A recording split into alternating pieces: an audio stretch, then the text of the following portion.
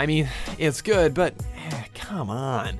Welcome to WatchMojo.com, and today we're counting down our picks for the top 5 games whose Metacritic scores are just way too high. What are you doing?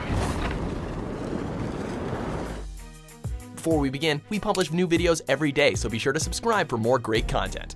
For this list, we'll be looking at 5 video games that don't necessarily deserve the high praise. We're not saying these games are bad though, they earned those high scores for a reason. Rather, we're just saying that Metacritic scores are perhaps a little too high given their numerous shortcomings and flaws. The uprising has begun. But who will lead the revolution?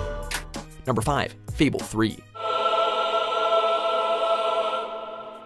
After the success that was Fable 2, fan expectations were extremely high for the series' 3rd installment.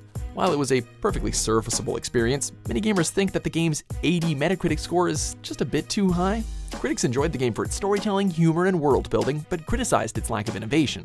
Gamers, on the other hand, bemoaned the changes that the game made, particularly the various reduced and simplified gameplay mechanics, like the new combat system. While 80 certainly isn't a great score, it's a little too high for a game that hardly anyone speaks favorably about anymore. The light in your eyes offends us. Let it go out! Number 4, Batman Arkham Knight.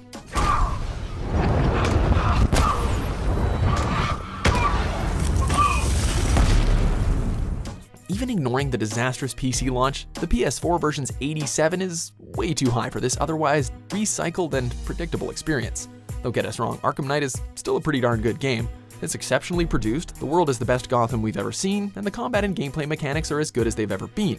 But therein lies the problem. At this point, the Arkham template was starting to wear real thin, and when you combine tired mechanics with a derivative story and over-reliance on the not that great to begin with Batmobile, or Bat Tank, the game becomes a bit of a chore to get through. We think the user's 7.7 score is a lot more reliable here. At least someone in this place is looking out for us. Thanks. Number 3, Call of Duty Modern Warfare 3. The Call of Duty series has always seen a bit of a gap between critical and user scores. Critics technically have to credit the games for their production value and reliable mechanics, while gamers kinda like to review bomb all the releases and say that they're Satan. So we don't think that 88 is a really good representation of the game's quality, but neither is the abysmal 3.4. There's no denying that Modern Warfare 3 is a perfectly competent game with a kick-ass campaign, but the predictability of the gameplay and a few questionable mechanics, like the lag compensation and revenge spawning, certainly hindered the experience. It's a fine title, but 88? Come on, no way.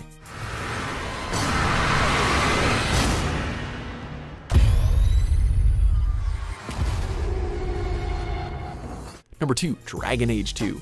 You and I don't always see eye to eye, but that doesn't mean you deserved my anger.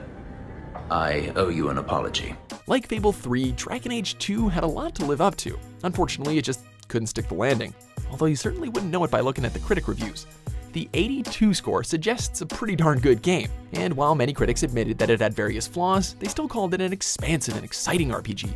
Gamers, on the other hand, were not so enthusiastic. Many fans criticized the simplification of the game, including the lame environments, the lack of agency in the story's outcome, and the dialogue and combat systems.